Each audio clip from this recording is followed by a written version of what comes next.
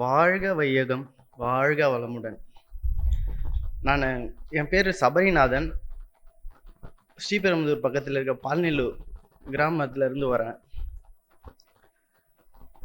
நான் வந்து பார்த்தீங்கன்னா, ஒரு 12 வருஷத்துக்கு முன்னாடி எனக்கு மூச்சு விடுறதுல கொஞ்சம் பிரச்சனை இருந்தது. அந்த இருமல் பிரச்சனைலாம் இருந்தது.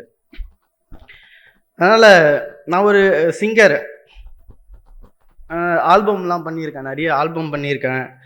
அதுக்கப்புறம் பார்த்தீங்கன்னா, டிவோஷனல் சாங்கு, மூவிலாம் பாட்டு எழுதியிருக்கேன். இந்த பிரச்சனையானால லாஸ்ட்டாக நான் ஒரு மூவிக்கு கமிட் ஆகிட்டு அதில் பாட முடியாமல் வெளியே வந்துட்டேன். அன்னிலிருந்து கரெக்டாக 12 வருஷம் இன்னைக்கு வரைக்கும் நான் ட்ரை பண்ணேன். இதை எப்படியாச்சும் சரி பண்ணணுன்ட்டு ஹாஸ்பிட்டலில் போய் ஆப்ரேஷன்லாம் பண்ணிக்கினேன். 2 ஆப்ரேஷன் பண்ணியிருக்கேன். மூக்கில் ஒரு ஆப்ரேஷன், தொண்டையில் ஒரு ஆப்ரேஷன். ஆனால் பார்த்தீங்கன்னா எனக்கு சரியாகவே ஆகலை. சரி, ஓகே, இதுக்கப்புறம் நம்ம இந்த ஃபீல்டுக்குள்ளேயே போக முடியாதுன்ட்டு டிரைவர் ஃபீல்டிங்க்கு போயிட்டேன். இப்போ நான் ஒரு டிரைவராக இருக்கேன். ஒரு 2 மாதத்துக்கு முன்னாடி நம்ம ஊருக்கு யோகா சொல்லி கொடுக்குறாங்க அப்படின்னு சொல்லிட்டு போனேன், கிராம சேவை திட்டத்தில்.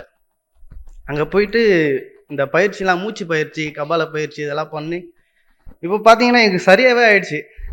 என்னால் உண்மையிலேயே நம்ப முடியல. நான் இப்போ இங்கே ஏன் பேச வந்தேன்னா, இது ஒரு நேற்று கிளாஸில் சொல்லியிருந்தாங்க அந்த லட்டு பற்றிலாம்.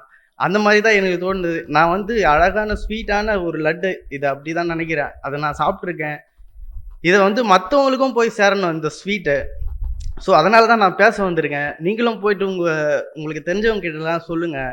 இந்த ஊனமில்லாத ஒரு பேர் வாழ்வு, அதுக்கப்புறம் பார்த்தீங்கன்னா இந்த உடல் ஆரோக்கியம், இது வந்து எல்லாருக்குமே கிடைக்கணும்.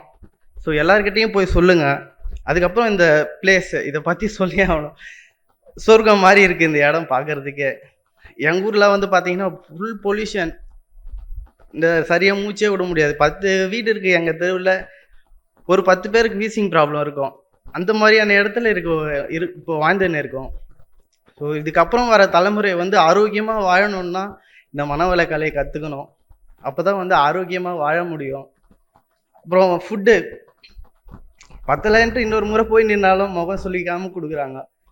இன்னும் வேணுமா அப்படின்னு கேட்குறாங்க. ஸோ அதெல்லாம் பார்க்கும்போது எனக்கு ரொம்ப சந்தோஷமாக இருக்குது. என் வீடு மாதிரி இருந்தது என்னுடைய ரூம், நான் இருந்த ரூமும். ரொம்ப சந்தோஷம். இந்த வாய்ப்பு வழங்கின உங்கள் எல்லாருக்குமே நன்றி. அதுக்கப்புறம் நிசான் கம்பெனி, அவங்க தான் எங்கள் ஊர் தடுத்து அவங்க தான் அனுப்பிச்சிருக்காங்க. அவங்களுக்கு நன்றி. அப்புறம் எங்களுக்கு தியானம் பண்ணுறதுக்கு, எக்ஸசைஸ் பண்ணுறதுக்கெல்லாம் இடம் இல்லை. அதை எங்கள் ஊர் தலைவர்கிட்ட கேட்டிருந்தோம், நேரு அண்ணா. அவர் வந்து ஒரு 100 பேர் எக்ஸசைஸ் பண்ணுற மாதிரி ஒரு இடத்த ரெடி பண்ணி தரேன்னு இருக்காரு. அவருக்கும் நன்றி. மாங்காடு அறக்கட்டளை, அவங்களுக்கும் நன்றி தெரிவிச்சுக்கிறேன் இந்த நேரத்தில். வாழ்க வளமுடன்.